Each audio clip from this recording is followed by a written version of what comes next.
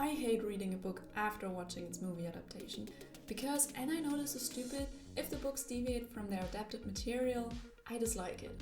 However, for some unfathomable reason, if it's the other way around and a movie or series adaptation is not 100% faithful to its source material, I don't mind as much.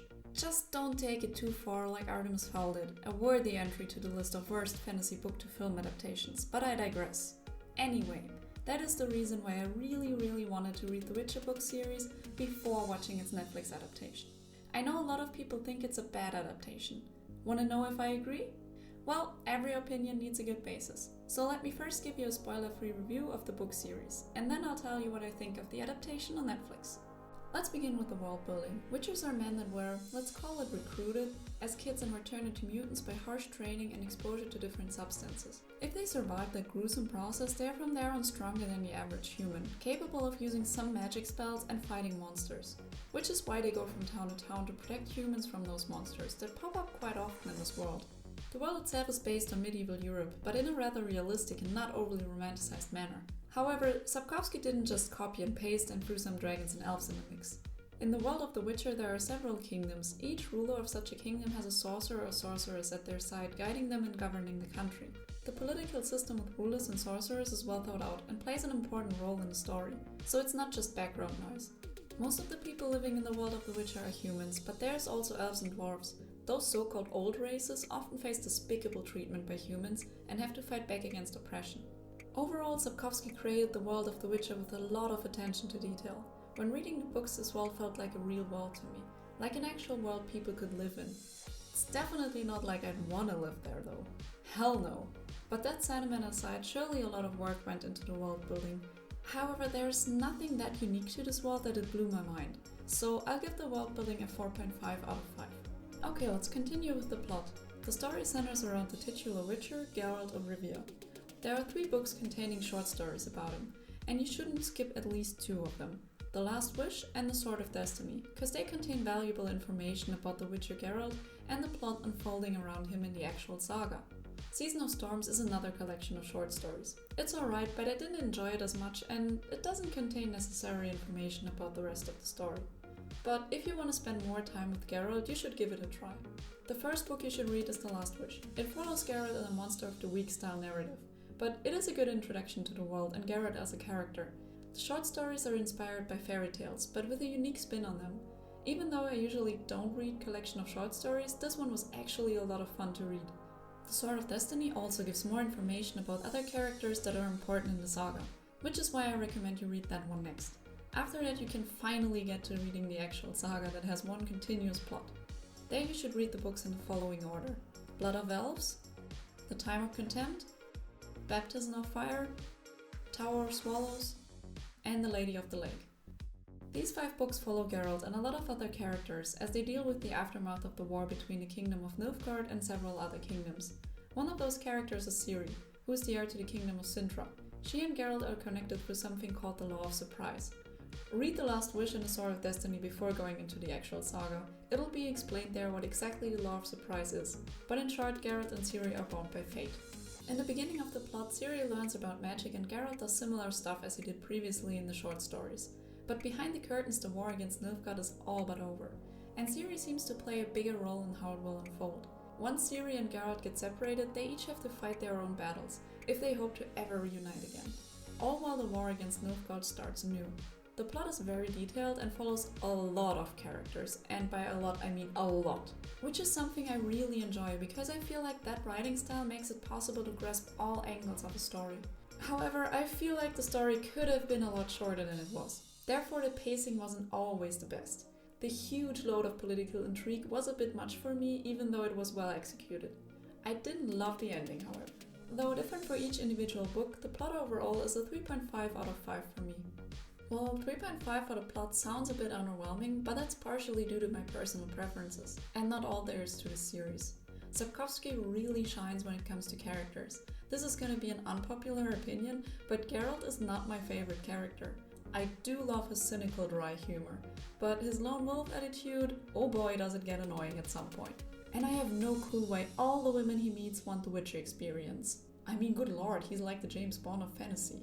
Funny thing is, I'm not the only one who got fed up with Geralt at some point. There is a moment when he gets roasted by his own companions for exactly those reasons for which he got on my nerves. That was one of my favorite moments of the books, and to me it showed that Sapkowski understood his characters well enough to make such a moment happen.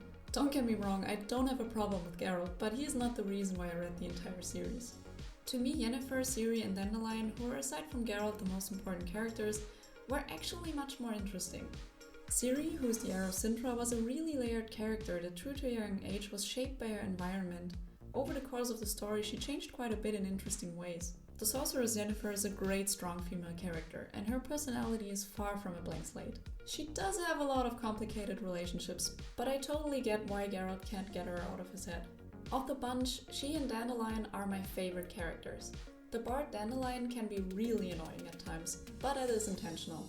He's a dreamer, womanizer, and at times an idiot. But he is really loyal and has its moments. His chemistry with Geralt is awesome because they are so different, but on some level they just work so well together. If I were to mention all the other side characters, this review would take hours. But there are a lot of great characters aside from the 4 I mentioned here. Not all characters are likable, of course, but they weren't meant to be. So I think the characters deserve a 5 out of 5. Sapkowski has a great writing style. I heard that a lot was lost in translation since the books were originally published in Polish. But as far as I could tell, the writing was great. The descriptions were rich without ever overstaying their welcome. Sapkowski did a great job at capturing the atmosphere of each scene, by including descriptions not only of what characters see, but also what stuff smells, tastes, feels, or sounds like. There are also a lot of metaphors that work really well, and the dialogue felt very realistic and true to each character. So yeah, the writing was exceptionally well done and absolutely deserves a 5 out of 5. Okay, so what are my overall thoughts on the books? Characters and prose were amazing, but the plot left me with the feeling that the books were a little overhyped. I didn't play the games, but I feel like they had a lot to do with all the excitement for the series. Would I still consider myself a Witcher fan though? Yes. I neither have the time nor the stamina to read 9 books if I don't enjoy a book series.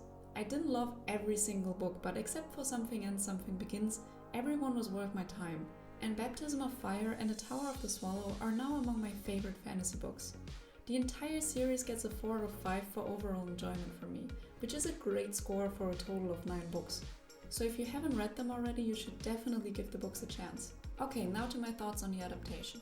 The first season on Netflix adapts some of the short stories from The Last Wish, as well as parts of the story that spans out over the 5 books of the actual saga. The monsters look trashy at times, and there were questionable choices when it comes to some costumes. But overall, I actually think it wasn't a bad adaptation at all. Maybe my bar is just really low. I mean, we fantasy fans have been through a lot. All things considered, this could have been much worse. Sapkowski shines when it comes to characters, and those were done really well in the Netflix version. The actors did a great job at portraying them, especially Henry Cavill. I was really skeptical when I heard that Superman was gonna be the Witcher, but I think he nailed this performance. Anya Chalotra, the actress who played Yennefer, did a great job at showing Yennefer's devilish charm, and Joey Bottet is great as Dandelion. The chemistry between Geralt and Dandelion was almost as great as it is in the books. The monsters looked really trashy, but did that stop Supernatural from being beloved and getting 13 seasons? So I don't think that's something to get hung up on. Usually the show stays pretty close to what happens in the books, and that is done really well so far. But sometimes they added stuff that didn't make sense at all, and I couldn't find a good reason why they would change the story in these places. So far these changes were relatively minor, and I hope they will keep it that way and don't ruin future seasons with something weird. Since I knew the books, I didn't have a problem to follow what was going on, but for someone who didn't read them, I think the Netflix adaptation can be quite confusing at times, especially since half the cast doesn't age and we jump between different time periods. So admittedly, that is actually not a good thing for an adaptation. You should not need to read the books to enjoy the series to its full extent. So yeah, the screenwriting is something that can definitely be improved upon. But the actors really gave it their all. The soundtrack is great, and just admit it, that song is goddamn catchy. It may not be on the same level as The Lord of the Rings, but I definitely want to see what the second season has in store for us. So I'll keep watching. If you too love the Witcher books or show and like manga/anime, then I have a recommendation for you next week you might enjoy. Or if you watch this video at a later time, it is now linked in the info box. So what about you? Have you watched the show or read the books? If so, what did you think of them? I'd love to hear your thoughts in the comments. If you enjoyed this review, please leave a like. Thanks for watching, and that's it for today. Anyway, farewell.